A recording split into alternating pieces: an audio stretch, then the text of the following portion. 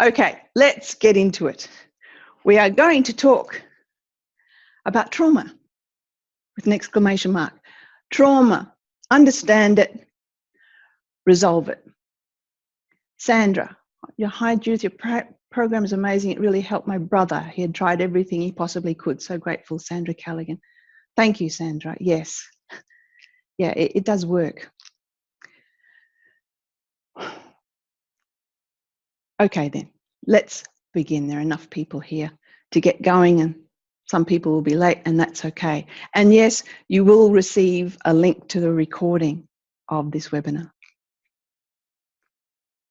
So what we're going to do is I'll present for about 40 minutes, and then there'll be lots of times for questions. So once again, for anyone who's just come in, write down your question on a piece of paper so it's out of your head. As we go along, you might have lots of questions, and then at the end, key them in, and I'll answer as many as possible, and those that I don't get time to answer, I will actually contact you so I can answer them fully.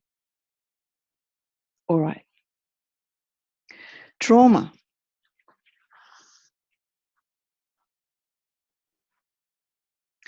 I'm going to start with a premise that I've come across. I've spoken to lots of professional mental health people. I've been teaching this for the last four and a bit years. I've taught 200 odd practitioners now.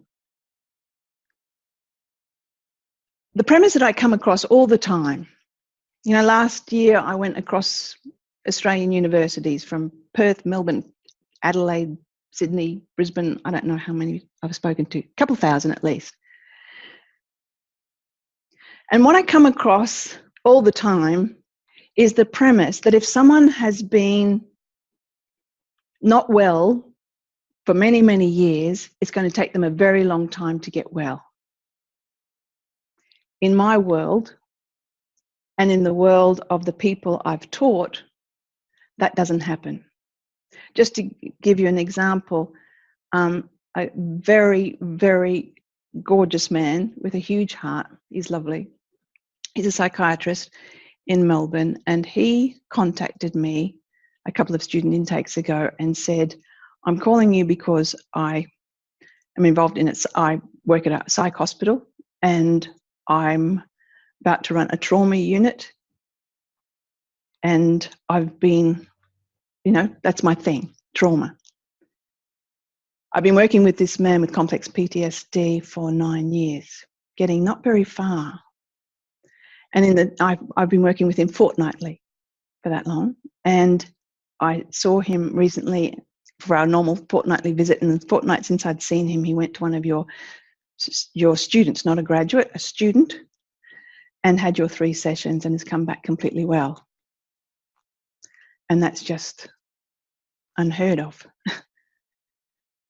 And this man, if he hadn't known his patient as well as he did, he would have found it very hard to believe.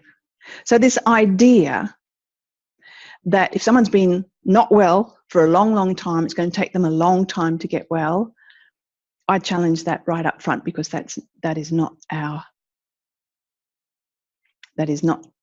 our experience at all.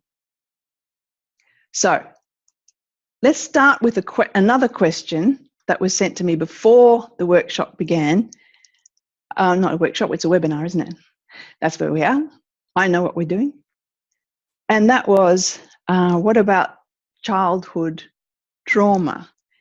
Is it from the environment or is it genetic? And is it possible, if there's domestic violence while the mother was pregnant, is it possible, could that possibly impact the child?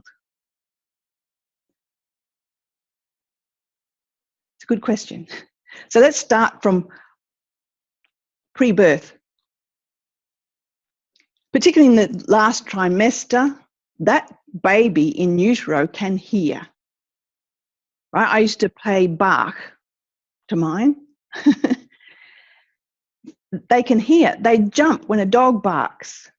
If you've been pregnant, and I know you blokes haven't been, but we know that our baby reacts to external stimuli and also our own internal stimuli. If we're stressed, hello, Our baby takes on our stress hormones. We share our hormones with the baby. And the baby takes on our stress. You can hear the heart racing, etc., etc. So even before we're born, particularly in the third trimester, we take on ideas of who we are and how the world works. And these become our unconscious, foundational beliefs. And yes, I know I'm saying unconscious and not subconscious, and it doesn't matter. I say unconscious because not conscious, it just makes sense to me. Not as in unconscious, knocked out. So our subconscious, all right, let's say subconscious. Our subconscious core beliefs get laid down. Even before we're born, they're starting to be laid down. Am I safe? Am I loved? Am I wanted? And then during that time, some babies take on the idea, no, it's not safe. You know, if mum gets punched in the stomach and that injures the child, as happens, well, obviously I'm not safe. And the child comes into the world with this foundational subconscious belief. They're pre-verbal, I know, they don't speak, but it gets laid down in their psyche, branded on. And for some people, birth itself is a life-threatening experience. And of course that impacts that little person. Some babies, their life is not threatened, but their mother's life is threatened during childbirth. My daughter-in-law, her baby was preemie, and she had, I think, 2 transfusions during the birth. So this baby would have picked up the panic, and I'm not safe. And that baby, that little girl, was a limpet to my daughter-in-law until my daughter-in-law finally invited me to have some input. So I wouldn't go there unless I was invited, of course. She's my daughter-in-law, not my daughter. And I gave her an exercise to do with that little baby who was 2 by this time. And within a week, she was fine. She had been terribly, terribly shy, to the point of phobic about going out. But now she's fine. You can't shut her up, and she's out all the time. You have to watch her. She's 4 now. So that happens at birth, and that impacts us for the rest of our lives. And then some people are born into less than celebration, and of course, that impacts us as well. And then some people are born into abusive situations. There's one primary caregiver may be abusive, perhaps 2. There may be violence. So of course, that child takes on that trauma. Let's get away from the word trauma. Okay, let's just get rid of that word, because when we think of trauma, generally we think of war, we think of first responders, we think of refugees. But let me tell you, in 2009, I don't know why I keep this number in my head, there were 1.9 million Australians officially diagnosed with PTSD. And that's just the ones that were diagnosed. And admittedly, someone misdiagnosed, but there's people out there everywhere walking around with PTSD. We see them all the time. And it doesn't matter what the diagnosis is. Because trauma, let's take away that word, and let's say distressing events. Okay? It makes it a much broader view then. It's not just the military. It's not just refugees. It's not just people who've been through the Black Saturday bushfires or other natural disasters and wars. Some homes are war zones. There's a number of people here on this call who are working in domestic violence. You know that the war zones that some families live in, they're not homes, they're houses where a war goes in. Some workplaces are war zones. Some schoolyards are war zones. If we just say distressing events, it covers accidents,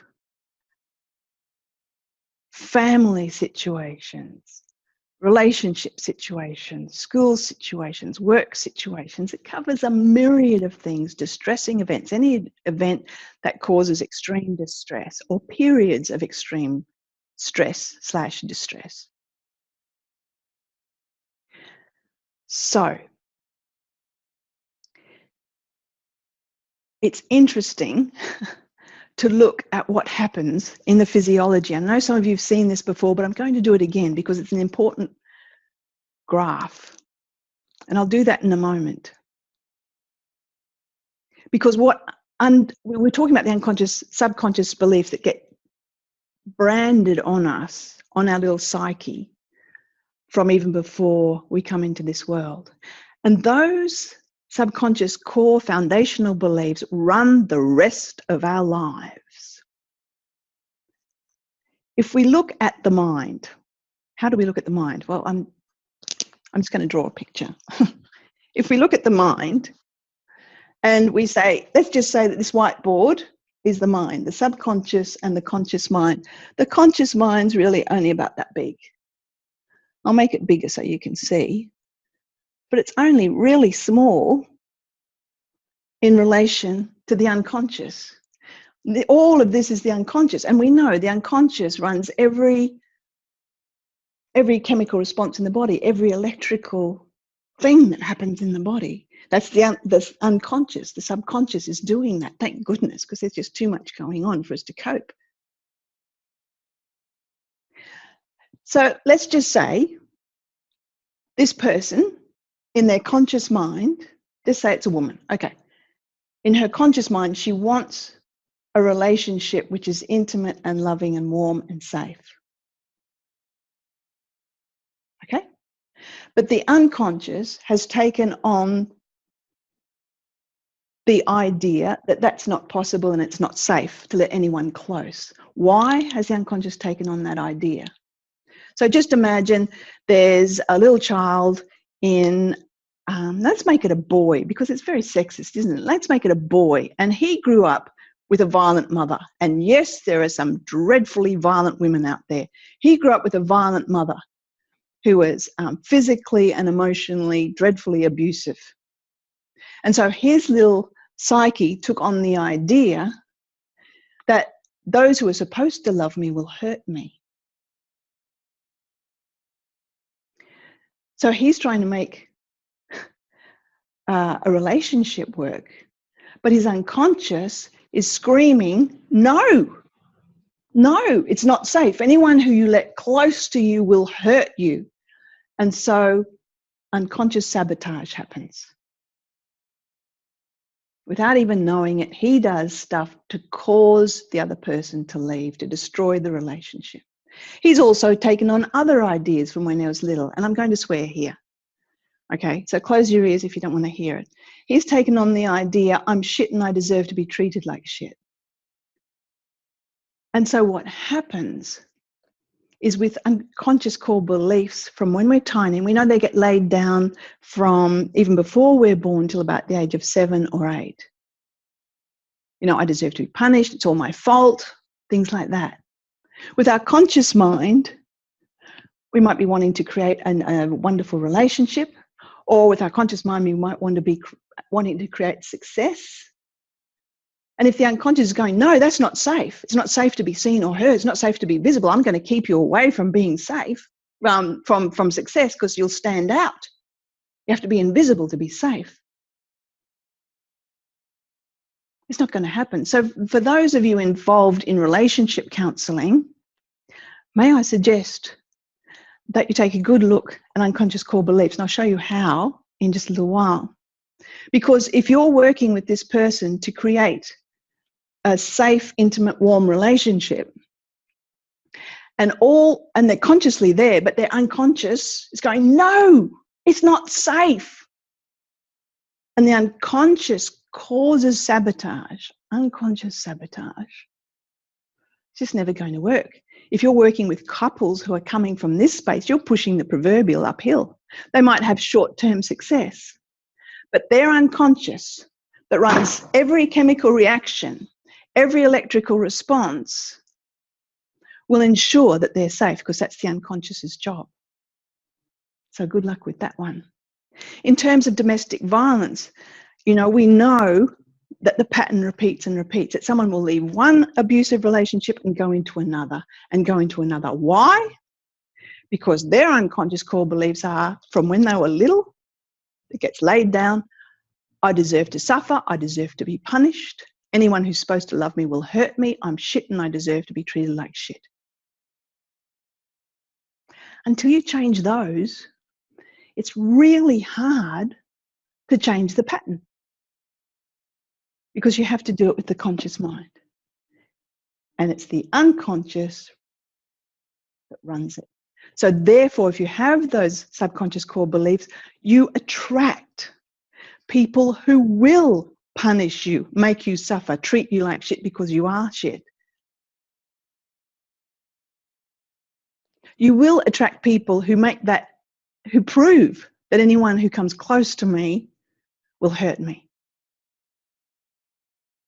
So you have to change those unconscious core beliefs first.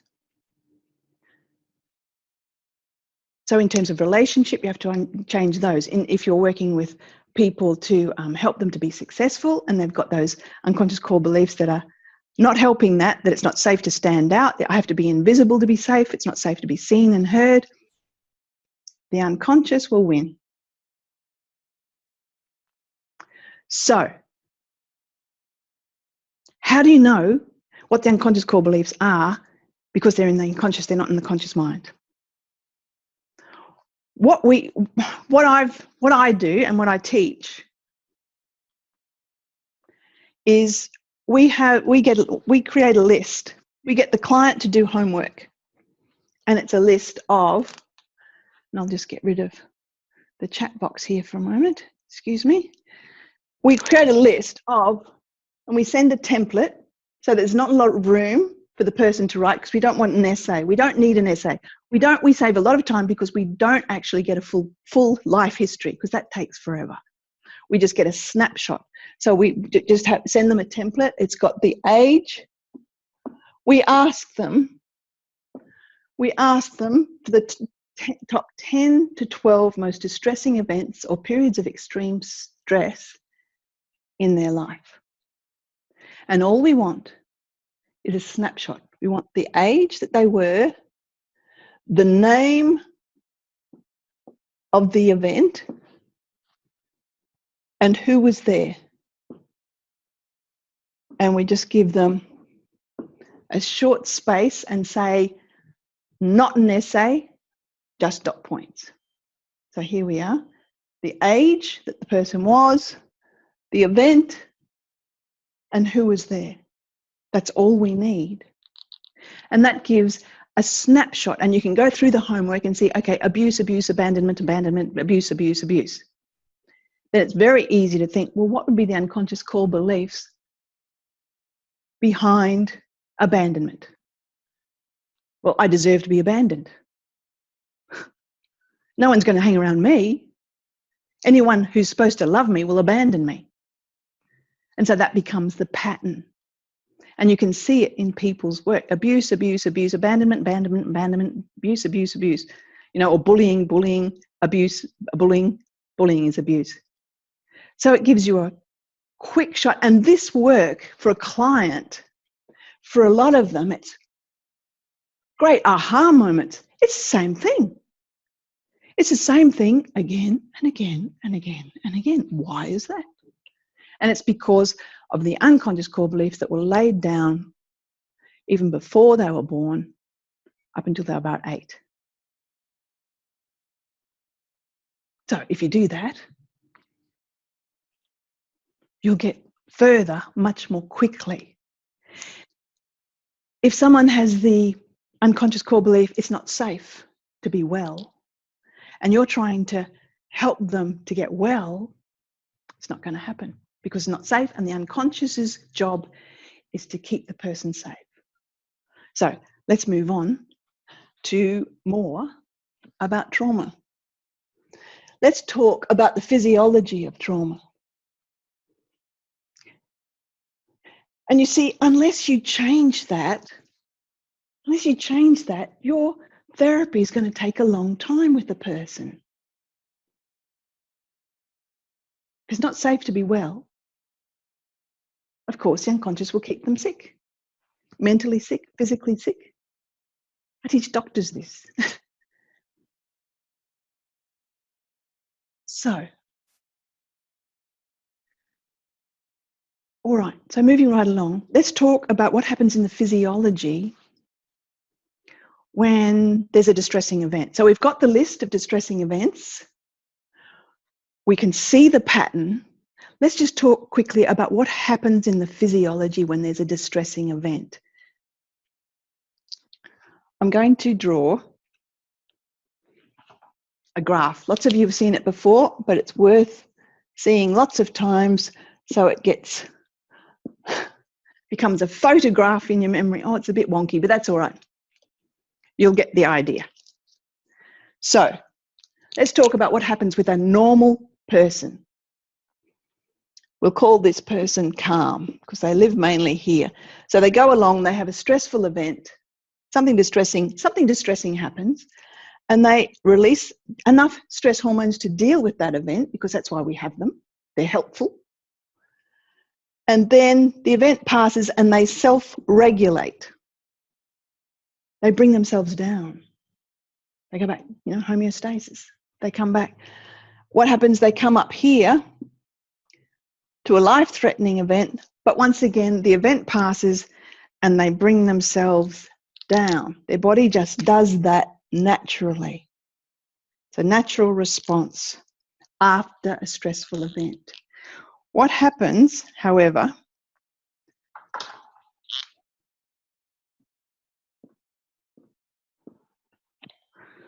with trauma, otherwise known, if it's really big stuff, what happens is the person gets stuck up here in fight, flight, freeze. If we're talking about PTSD, for example, the person gets stuck up here, and it's a spectrum. PTSD is a spectrum. Everyone must understand that. So it goes from this sort of thing to right up here off the charts where there's no coming down at all. It's 24/7, accelerator and brake, pedal to the metal, doing burnouts, getting nowhere except exhausted. So can't sit, can't sleep, can't sit near it's dreadful. How do I know? Because I lived there for many years, and it breaks down your body, it does all sorts of things. But the thing is that it's not just for PTSD, and it's the trauma doesn't just cause PTSD. It's a spectrum. So what happens for some people is they have distressing events, and it's not one distressing event. For PTSD, for example, you can have, and they've done studies on this, you have two brothers going to war, two twins, and they go through the same experiences at war, and one will come home with PTSD and one won't. Why? Because one will have been traumatized before. So what happens is the distress of life builds up. It's like the pressure in a balloon. Okay, and something can happen. It's either the straw that breaks the camel's back and the pressure just cannot be contained anymore and the balloon bulges out. You put enough pressure on something, it will bulge out. So the balloon could be just the last straw, and the person will bulge out into anxiety, into panic attacks. Or it can be a catastrophic event and they'll bulge out into PTSD. Let's talk about what actually happens in the physiology. So you have a very distressing event. What happens? Whether it's a little child, a baby, or an adult, it doesn't matter. It's the same physiology. There's a distressing event. The system becomes overwhelmed with stress hormones, obviously. The hippocampus, the part of the brain responsible for memory, never makes that event a memory. It just gets overwhelmed, and it's the librarian. It puts an event into the correct manila folder, in the correct file, in the correct drawer of the correct filing cabinet in the warehouse of memory. And it never does that. It goes, and it stays going, ah, it stays on. The memory, the event never gets stored as a memory. Instead, it gets stored in the unconscious. Some people say it gets stored in the body. Yes, well, the unconscious runs every chemical reaction, every electrical response in the body. The unconscious runs the body. So we can broaden it, if you like. It gets stored as a videotape loop in the unconscious and in the body as if it's happening now. It never gets brought to an end. And so the person's body behaves as if it's happening now. So let's just, with this, it's as if it's happening now all the time. It's happening now, it's happening now, it's happening now. He's coming at me, I'm being blown up. It's happening now, it's happening now, it's happening now, it's happening now. He's sticking the knife into me. It's happening now, it's happening now, it's happening now. Or the fire is happening now, it's happening now, it's happening now, it's happening now. And there can be no relief at all. For some people, they go along with pretty high anxiety, peaking with panic attacks. And for some, they go along with sort of lower grade anxiety. But it's all of it, it's the same thing. It's all caused by the same thing. Trauma. Take away the word trauma and say distressing events. Makes it make more sense. So I hope that makes sense. So these are the responses when the branch of the vagus nerve, which is responsible for all these physiological responses, when it's dealing with the organs above the diaphragm. We won't go into that. You can look at Stephen Porges' polyvagal theory. So these are heightened responses. They are anxiety responses. PTSD is an anxiety disorder. But there's another response. It's caused by the same thing. Actually, we can change this. That's what happens in fight and flight. And most people are taught about the fight and flight response. And some enlightened souls now talk about the freeze response. And what happens here is the whole system goes into shutdown. So what happens? The vagus nerve that goes from the brainstem to the heart, it's a slow, doesn't matter, it's unmyelinated, myelinated, doesn't matter. I won't go into tiny detail because we don't have time here, but the heart rate slows down. With all of these, the heart rate speeds up, respiration speeds up. With this, the heart rate slows down. This vagus nerve not only regulates the heart, but it regulates facial expression, the voice, hearing. So somebody in this state, there's no expression in the voice or in the face. And they've shut off their hearing. Not on purpose, it's just been sort of shut off. So they're in their own little world. They can't hear properly, they can't speak properly, they're just shut down in deep depression. But it's all the vagus nerve, just different parts of it.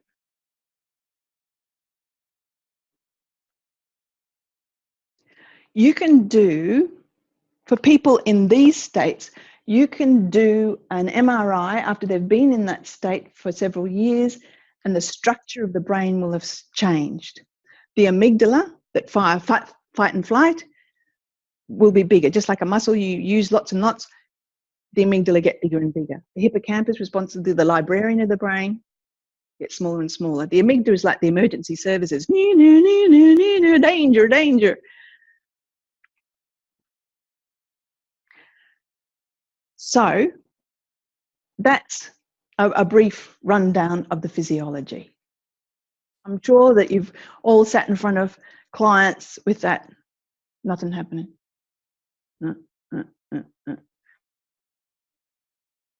Vagus nerve. And it can be brought, all of this can be changed really, really quickly. How do you do that? So just very quickly, really quickly, how do you do that? Well,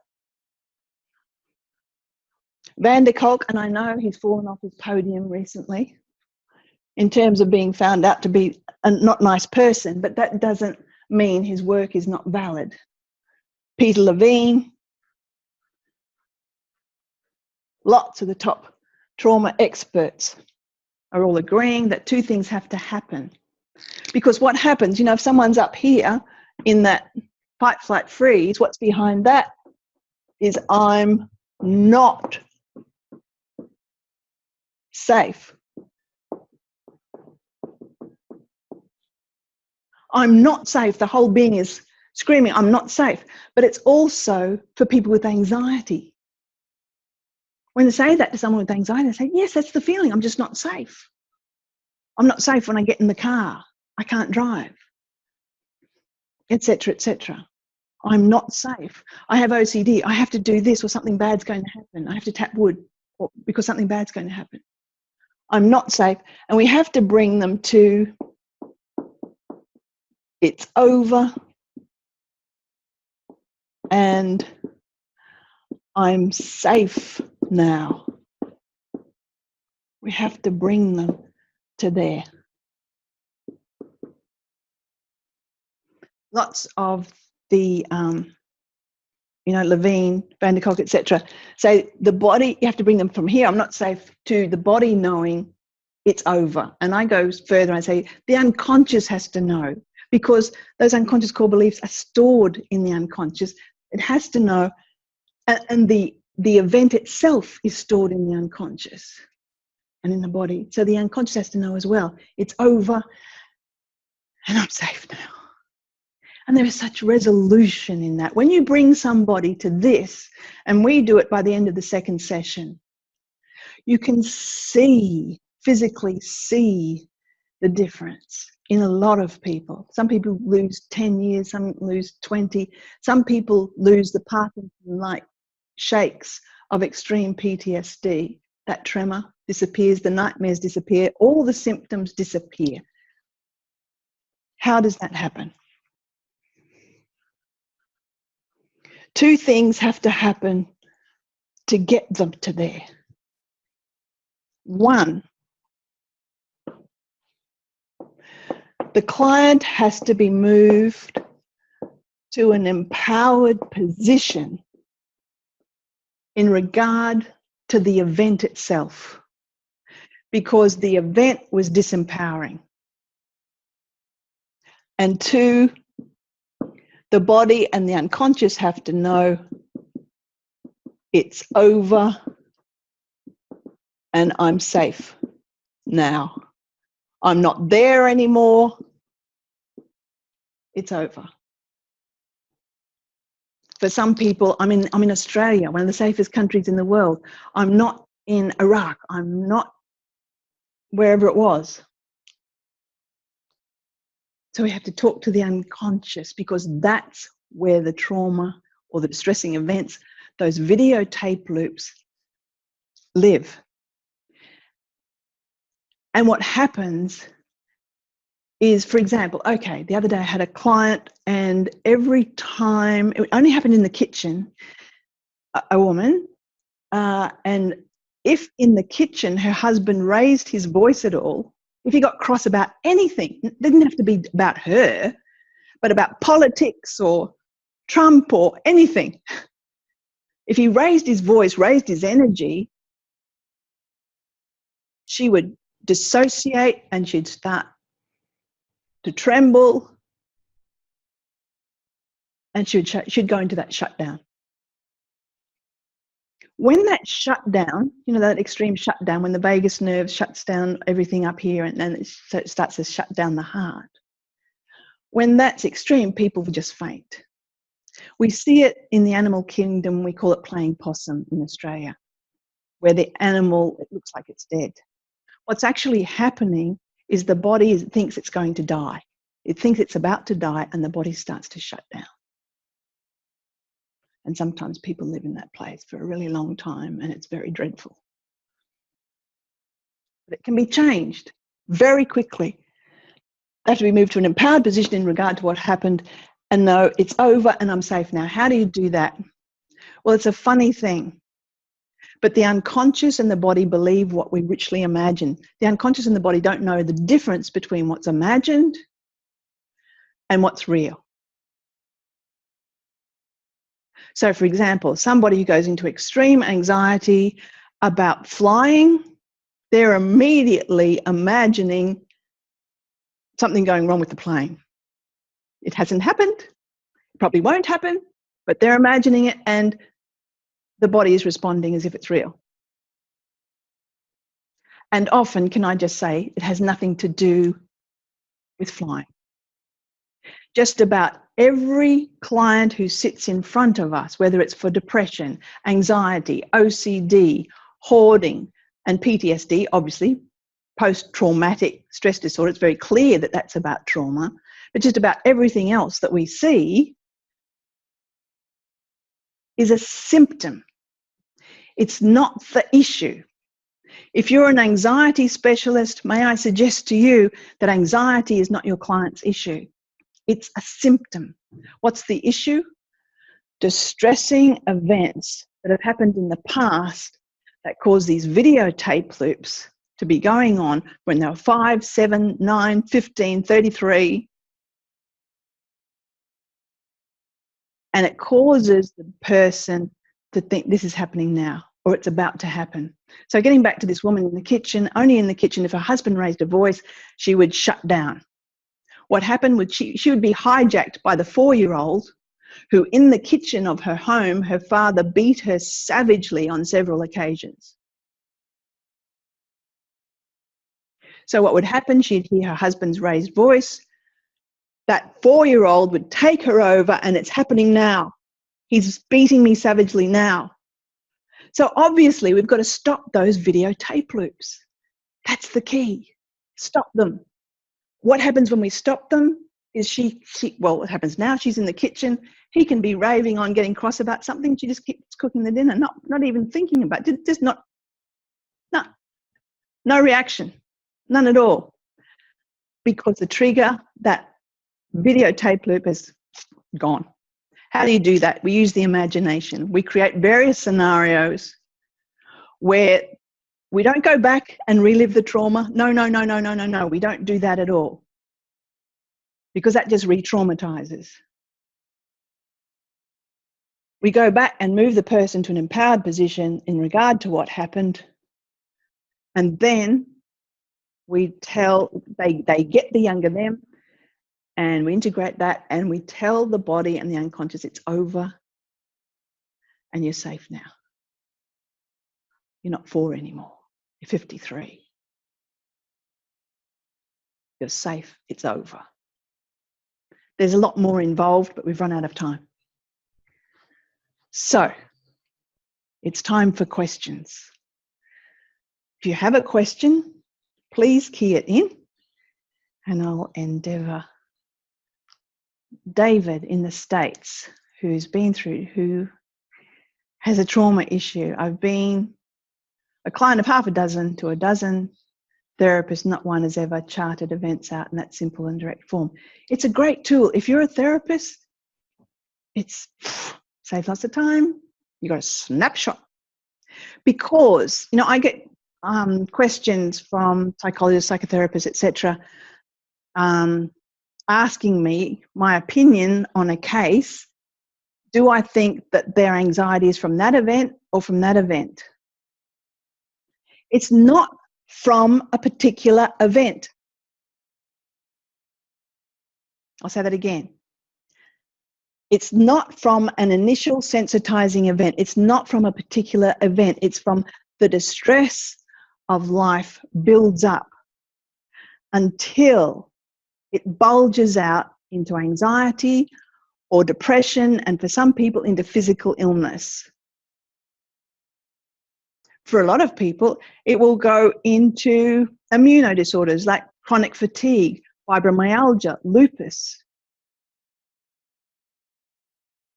My theory is, and Van der Kolk says something about this, that when we're in trauma, stuck in that trauma response, that heightened response, we're hypervigilant.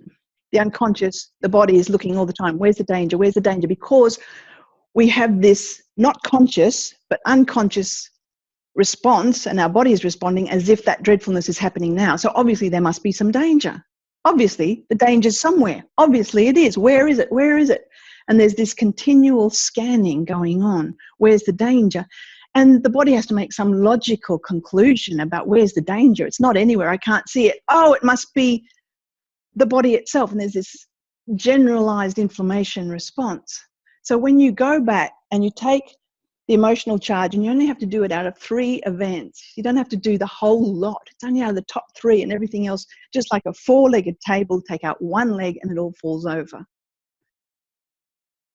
So you do that, return the person from I'm not safe to I'm safe, and it's over. And the symptoms just disappear, because we talk directly to the unconscious and say, you've been keeping this person safe, in pain, at home, out of the world, because it's not safe out in the world. The unconscious is thinking it's not safe out there in the world. Well, it's going to do things in the body to keep that person at home and safe, because it runs every chemical reaction, every electrical response in the body. Can you see it? And it will keep us safe. That's its job. It's not safe out there, so I'm going to make sure you're at home, in bed, in pain. And so we say, you've been doing that, you've done it really well, so now stop doing that, because the new need is for her to be out in the world, safe, blah, blah, blah, blah, blah. Do it now just because you can. You're that powerful. So we speak to the unconscious directly, and hey presto, no more chronic fatigue, no more fibromyalgia or lupus. But no, it doesn't just do that for cancer. No. Okay, here we have, sorry, I've got my wrong glasses on for reading. I'll just go up this list a little. How, Siobhan, how do we help clients stop the videotape loop in the therapy? Is there a specific exercise or intervention?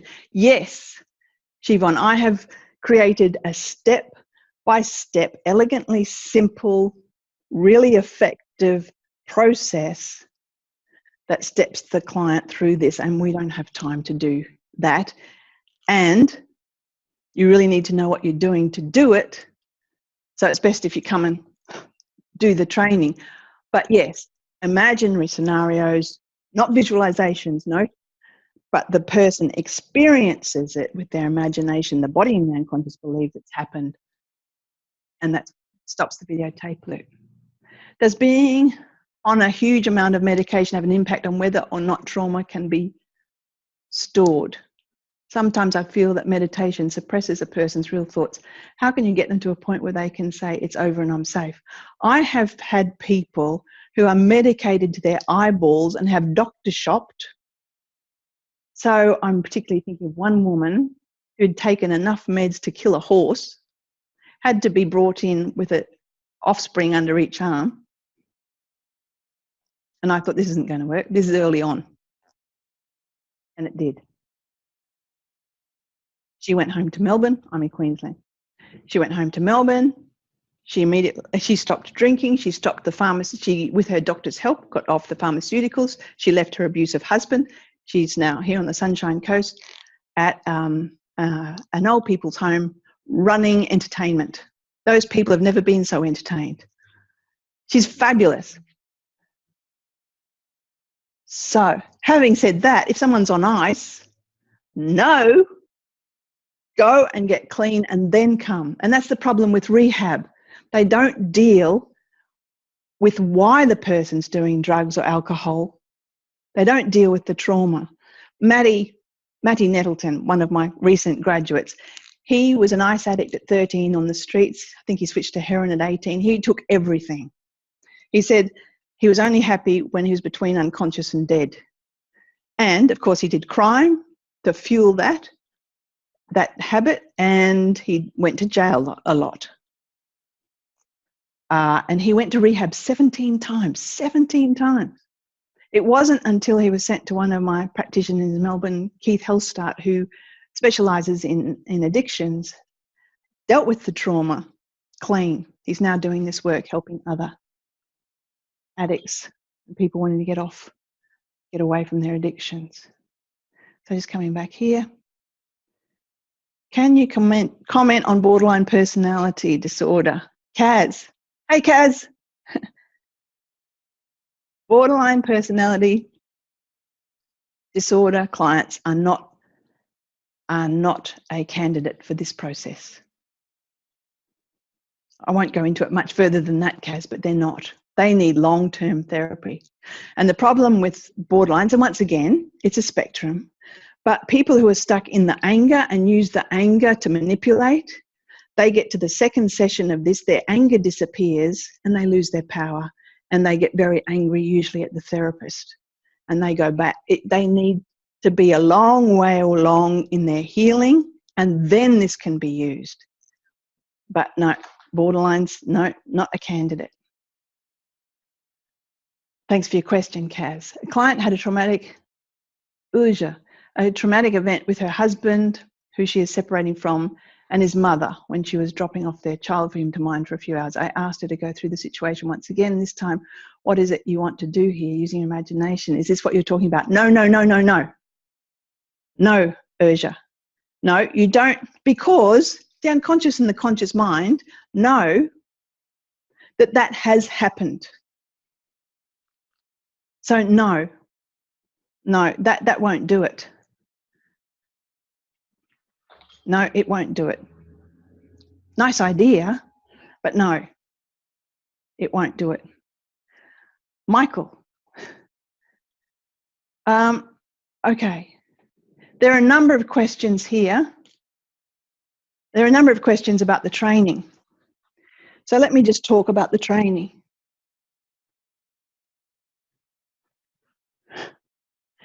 Because if I were to tell you, Urja, my concern, I'll tell you my concern. If I were to tell you exactly what we do in like a short webinar of 40 minutes, you could go and use it, and because you don't know the whole picture, you could re-traumatize somebody, possibly extensively. So it would be totally irresponsible of me to just quickly tell you. Does that make sense? Because in the second session, if you don't know what you're doing, it's possible that you can really cause damage. First, do no harm. So I'll protect you from doing that by not telling you. You really need to know. You're in somebody's head, in their imagination. If you don't have a real grasp of what you're doing, you can do harm. So there are a number of questions coming in about the training here. So let me, yep.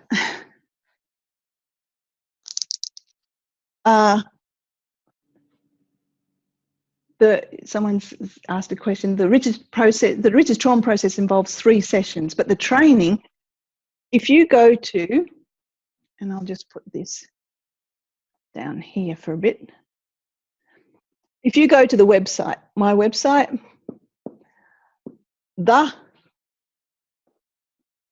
Richards, because I'm Judith Richards, trauma, I know it's a long one, trauma process.com.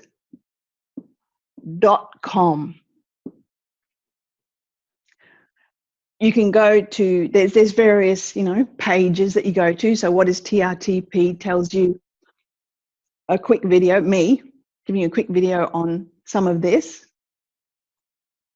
And there's a page, there's a training page. If you go to the training page, it's all laid out there. And on that page, there's a button that you can click, which will take you through. You'll be able to download an information package, and you'll be able to make a time for myself or one of our team to actually call you and answer any questions that you have. It's an 8-week part-time training program. In the first 2 weeks,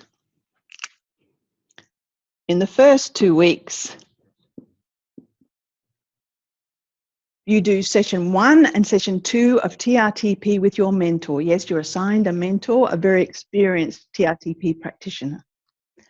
And you do those sessions either online or face-to-face.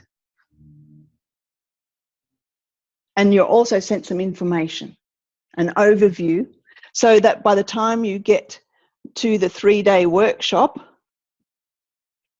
which is face-to-face, you've got an idea of what you'll be doing. We call that an intensive workshop for a reason. It's from a Friday to a Sunday so that people aren't away from their practices for a long time. And then there's 5 weeks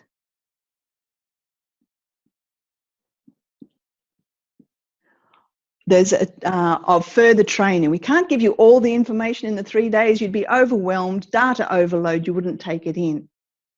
But we give you enough on the first session and most of the second session to begin, because we ask people to have clients ready to go so that after the 3-day workshop, they can start actually applying their knowledge with clients while their mentor holds their hand. So they send the mentor the homework, the mentor advises them on what to do with that client. That goes on for 5 weeks. There's a 2-hour video conference call each week with me, where we build on the knowledge that you took on board here in the 3 days. There's also a call with your mentor, usually in the evening, once a week, for that 5 weeks to 6 weeks with your mentor. At the end of that time, you're not just left to get on with it, as happens in most trainings. We have a warm and rich TRTP practitioner community. I can't help but smile when I think of them. So we have a 1-hour video conference call each week where where practitioners bring their tricky cases, and we all discuss them, and I tell them my input on that. So there's lots of assistance, there's lots of support, and they bring their tricky questions and their wit and their humour. We have a lot of fun and get a lot done. And there's also a forum online, a private forum online, where 7 days a week, a practitioner can say, I've got this client, there's a synopsis of their homework, what should I do about this? And there is massive assistance. Just to give you an idea, someone had a very, very tragic, difficult case recently. And within half an hour, several of the mentors had gotten on the phone to him, he was a clinical psychologist, to advise him what to do. The client was coming in half an hour. This man's coming in half an hour. The wife has just rung and said, this is going on. What do I do? You don't get that sort of support elsewhere. So it's pretty extraordinary. Also in capital cities, the practitioners meet up physically, where wonderful camaraderie, good fun, and lots of learning takes place. So there we are. That's it in a nutshell. So I suggest that if you're interested, you do that. Our next workshop will be held from October the 12th to the 14th. That's a Friday to a Sunday. There'll be 2 sessions with your mentor in the 2 weeks before that, session 1 and session 2 of TRTP, because there's nothing like experiential learning. By actually doing this process on your own stuff, you understand the power and the possibilities of it. You can't understand this really unless you've done it yourself. So we ensure that at the end of that 8 weeks, You've done the work yourself. You've experienced it as your clients will, your future clients will. You've not just got knowledge on board, but you've got experience with real clients while your mentor holds your hand. Do you have the research yet? No. That is starting. We have graduates within our community who are like Dr. Jennifer Rice, who taught at Melbourne University for 15 years or so on psychology research design. So this is a new process. It's a revolutionary process. There's nothing like it on the planet. And yes, we will be doing the research. Dr. Rosemary Boone is starting to do EEGs before and after. There's a typical pattern for PTSD in the EEGs. Did you know that? There is. And what she's showing is that before and after, there's no PTSD pattern. So we'll be doing further work with that, collating all of that. And we're getting a huge collection of DASs, depression, anxiety, stress scores, hundreds of those. Just to give you an idea, a GP who joined the last training, so she's just starting, she said she put a post up. Most TRTPs take this for granted and just expect this. But I've only had 5 clients so far, and they've all gone on the DAS, extreme or very extreme for depression, anxiety, stress, down to 0s, 1s and 2s. It's extraordinary. And I know that that's normal, but to see it myself is amazing. Rosie Scott, totally changed my daughter's anxiety and depression. Yes, Rosie, if that doesn't happen, we wonder, well, we don't wonder why. It takes an engaged client. You know, Seneca, the great philosopher, said it's part of the cure to wish to be cured.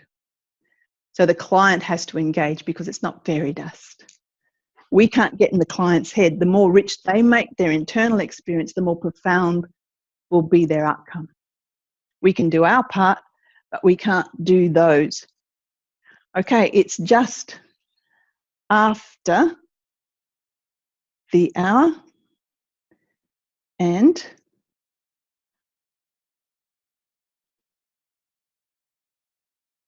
all right. So there are a few questions in there. How does your talking with the unconscious differ from hypnosis, Patricia? I'll just answer that one before we go. Let's talk about what is hypnosis. People think for hypnosis you need relaxation and deep trance. You don't. You need 2 words, just imagine. With those 2 words, I can stick somebody to a wall in a noisy pub, eyes open, standing up, no trance, and they can be stuck. Just imagine. With those 2 words, you tap straight into the unconscious because the critical facility turns off, and it's just imagination. Just to imagine what would happen if your hand became part of the masonry. What would it feel like? Sort of dusty, scratchy. With those 2 words, you talk directly to the unconscious. And may I suggest that's what hypnosis, real hypnosis is. If you have someone, like I had a soldier who turned up screaming hysterically, I'm fucked, the world's fucked, you know how fucked up it is, blah, blah, blah, blah. You're my last stop before I throw myself under a train. I'm not going to spend another 5 hours on this fucked up planet. Now, to bring him in and to say to him, just relax the muscles in the back of your neck, it's not going to happen. Just close your eyes. Hello, he's not going to close his eyes because danger is everywhere. He can't close his eyes. So I deal with the most extreme clients. They don't have to close their eyes. I stand them up against a wall with no windows. I walk along and stand away from them so they know that I'm far away. I'm not going to pounce. They have their eyes open, and we do it like that, using the imagination.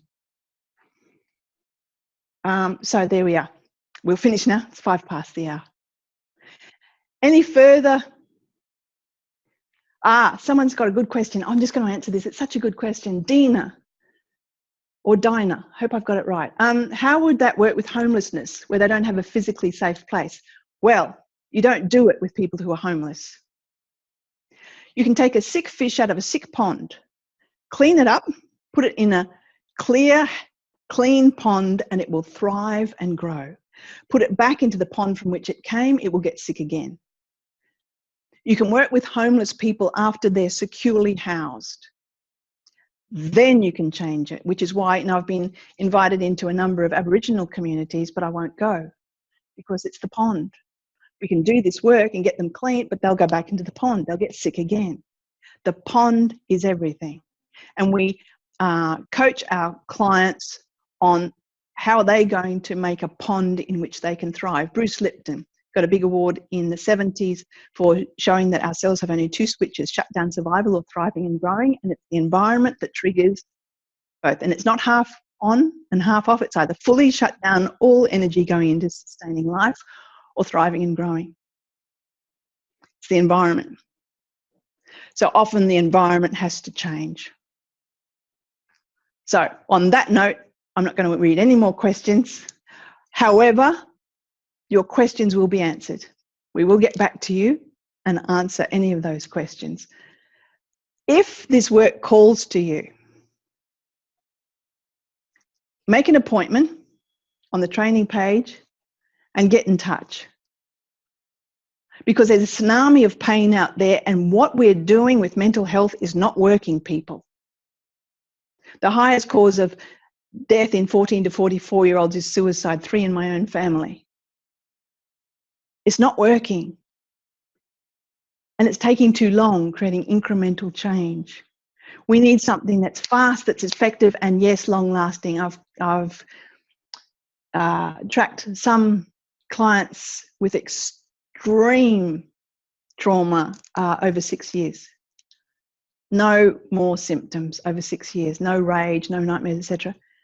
We need something that works. This works. It's fast, effective, it's safe, no re-traumatizing, and it lasts. Our small end point is to change how mental health is done on the planet. So yes, we will be putting a lot of effort into research. We're creating not just a community here with TRTP, with the practitioners, we're creating a revolution. So if you're compelled to join us, contact us and come. Thank you for your time. I won't take up any more of it. You will be receiving a recording of this webinar, the Richards Trauma, Trauma process, process.com. If you are wanting to do your own work and you'd like to work with me, let me know through the back page, the contact page of the website. And you have my email through the invitation you were sent. So let me know and I'll give you a call. I am taking clients just a couple of weeks at the moment. So if you have your own issues, if you're facing your own challenges with anxiety, depression, trauma, get in touch. And if it's appropriate, I will pass you on to one of our top practitioners. But if you'd like to work with me, I am available as well. So go gently. Thank you for investing your time. There's the website. Go to the training page. Yes. Thank you. And good evening.